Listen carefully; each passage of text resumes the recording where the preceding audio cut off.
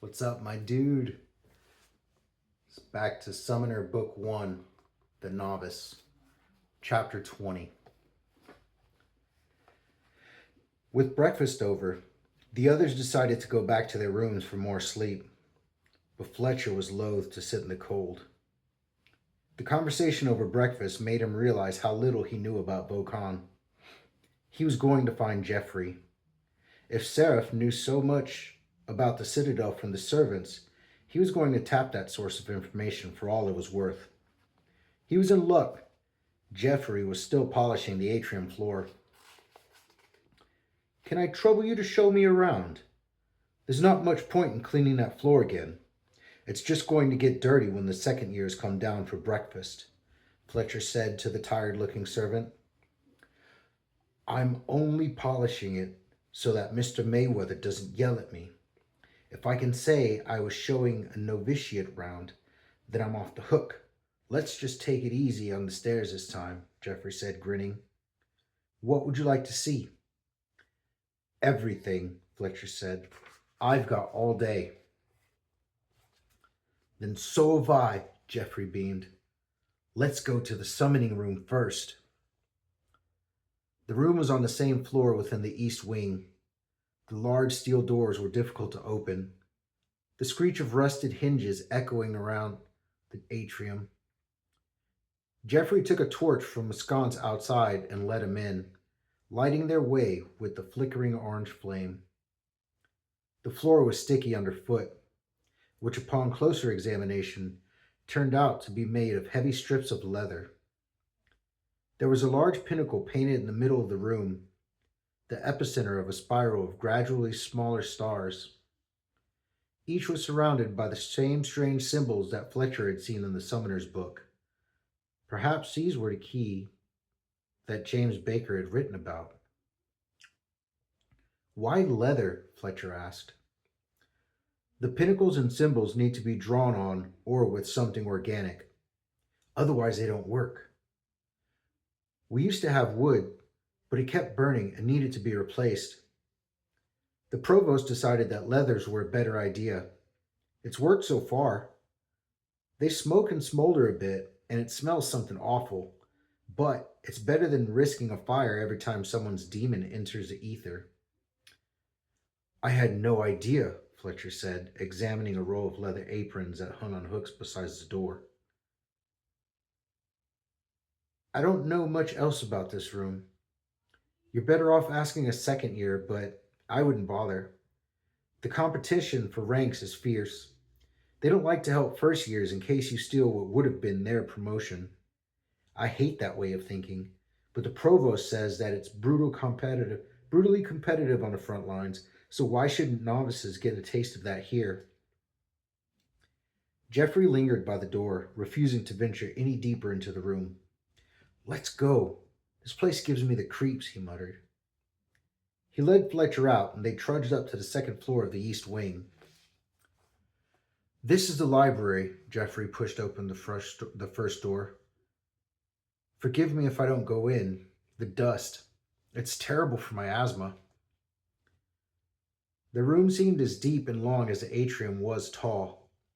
Row upon row of bookshelves ranged along the walls, full of tomes even thicker than the book that lay at the bottom of Fletcher's satchel upstairs.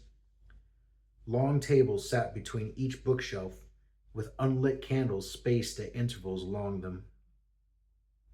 There are thousands of essays and theories written here by the summoners of old, diaries mostly, dating back over the last 1,000 years or so. This place doesn't get used much. There's so much work to do already. But some do come here for tips and tricks. Usually the commoners who don't have the coin to spend in Corsalem on the weekends, Jeffrey said, leaning against the doorway. They need to catch up anyway. The nobles always know more than they do, growing up with it and all. Fascinating, Fletcher said, eyeing the piles of books. I'm surprised that this room is used so rarely. There must be a treasure trove of knowledge here. Jeffrey shrugged and closed the door. I wouldn't know, but I think the teaching in the school has become far more practical out of necessity. There's just no time for research and experimentation anymore. All they care about is getting you to the front lines as quickly as possible. As he walked out, Fletcher saw a string of boys and girls walking through the hall. Those are the second years, Jeffrey said, nodding at them. They've had a hell of a time this year. The competition for ranks is fiercer than ever. Now that convicts are likely to be drafted into the army, dwarfs too. They're going to need officers, and if the second years don't perform well, that is who they will be leading into battle, or rotting away on the elven front. Fletcher wasn't sure what would be so bad about leading dwarves into battle, but he wasn't going to get into a debate with Jeffrey, not when he still had so much to learn.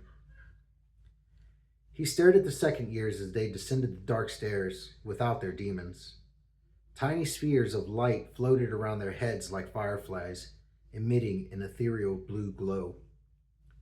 What are those lights? And where are their demons? Fletcher exclaimed, as he and Jeffrey followed them down the steps. The second years ignored him, rubbing their eyes and murmuring among themselves. Demons aren't allowed out other than in your quarters or during lessons. You'll be told about that rule once you first years have settled in.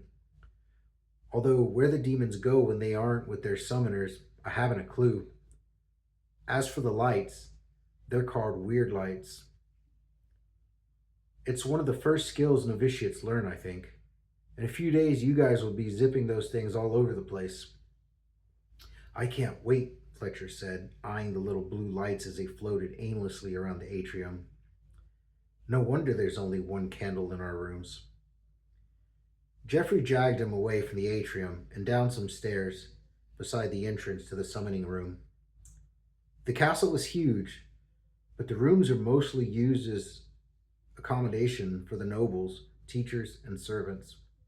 The rest are either empty or just used as storage, except for a few lecture halls, Jeffrey said as their footsteps echoed down the dark steps.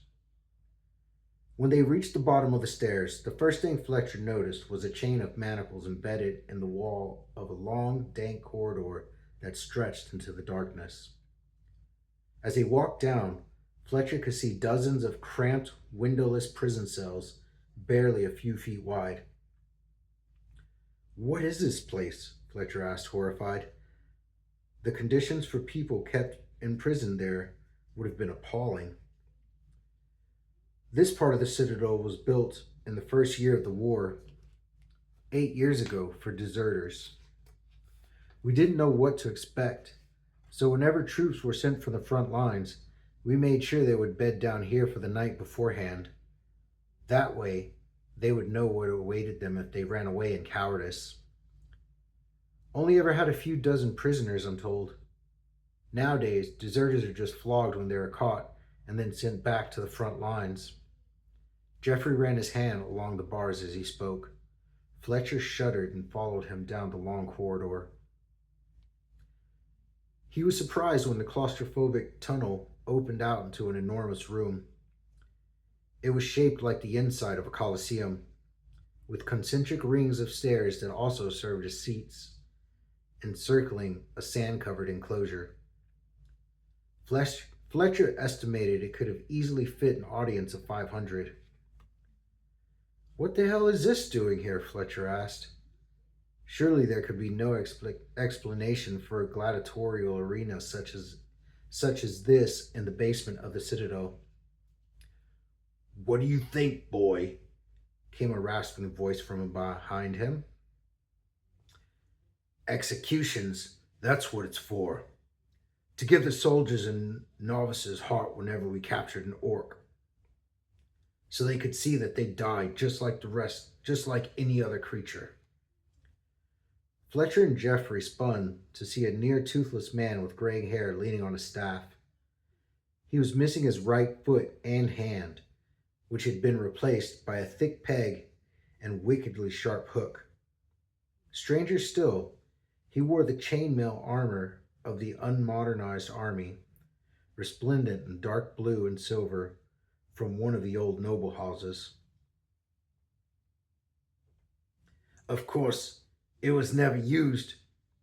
Who ever heard of an orc being captured alive? He cackled to himself and held out his left hand, which Fletcher shook. We captured a few gremlins, but watching them cower and piss their loincloths wasn't very gratifying. They probably have more of a quarrel with the orcs than we do. What with them being enslaved and all, the man said, limping down to the arena with a lopsided gait. Well, come on, let's see what you can do with that Kapesh. Long time since I've seen one of them. The man brandished his staff and pointed at Fletcher's sword.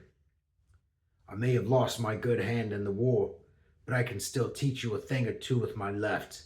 Hell, I must be able to. That's my job, isn't it? Who the hell is that? Fletcher whispered, wondering what kind of madman would choose to spend his free time down in the dungeons. Geoffrey leaned in and whispered back. That's Sir Calder. He's the weapons master. Sir Calder scraped a line in the sand with his staff and beckoned Fletcher closer. Come on, I may be a cripple, but I've got things to do. Fletcher jumped into the arena and advanced toward him, cautioning Ignatius to stay beside Geoffrey with a thought. Sir Calder winked at him and raised his hook in mock salute. I know officer material when I see it, but can you fight like one? I don't want to hurt you, sir. This sword is sharp. Fletcher warned him, unbuckling it and holding it out for him to see. It was the first time he had really held his weapon in his hand. The sword was far heavier than he had expected. Aye, I may be old, but with age comes experience. This staff here is twice as dangerous a weapon in my one hand than that Kapesh is in both of yours. Fletcher doubted it. The man was as skinny as a rake and about as tall, too. He gave a half-hearted swipe at him, aiming so that he wouldn't hit anything. The man made no move to defend himself, allowing the sword to graze harmlessly in front of his chest. All right, enough playing, Sir Calder snapped. The staff came thrumming through the air at Fletcher's head and dealt him a stinging blow. Fletcher cried out and slapped his hand over his ear, feeling the blood as it ran in a hot trickle down his neck. Come on, that sword wouldn't even pierce this chainmail, the old man said with glee, prancing in front of Fletcher like a billy goat. I wasn't ready for that, Fletcher snarled, then stabbed at Sir Calder's stomach two-handed. The staff came down like a hammer, knocking his sword so hard that it stabbed into the sand. Fletcher was rewarded with another swat to his cheek, leaving a wide welt. That's not going to look pretty in the morning, Sir Calder cackled, jabbing at Fletcher's stomach and causing him to stumble back. You see, Geoffrey, they carry around their swords as if they're just for show. Let me tell you, when an orc charges at you from the bushes, don't think a musket ball is going to stop it either. It'll be using your rib as a toothpick before it even realizes it's been shot, Sir Calder ranted, punctuating each word with a prod of his staff. Fletcher had run out. He swung his Kapesh in a wide arc, catching the staff in the curve and pushing it to the side. Then he charged in under Sir Calder's guard, shoulder barging the man to the ground, landing on top of him. Before a shout of triumph could lead his lips, Sir Calder's knees scissored around his neck, choking off the words. His peg leg knocked against the back of Fletcher's head. Fletcher dropped his sword and tried to pry open Sir Calder's thighs, but they were like twin bars of steel. The man tightened his hold until Fletcher's vision bruised. Then the world faded to black. Well, that's chapter 20. It's getting pretty good. Actual fight scene. I think Fletcher's got a good chance of learning quite a bit from that old man if he lets him teach him. Older people have a lot of things to teach. You just have to listen and be willing to accept it. Well, I hope you have a good night, my dude. I'm going to see you for chapter 21 I love you.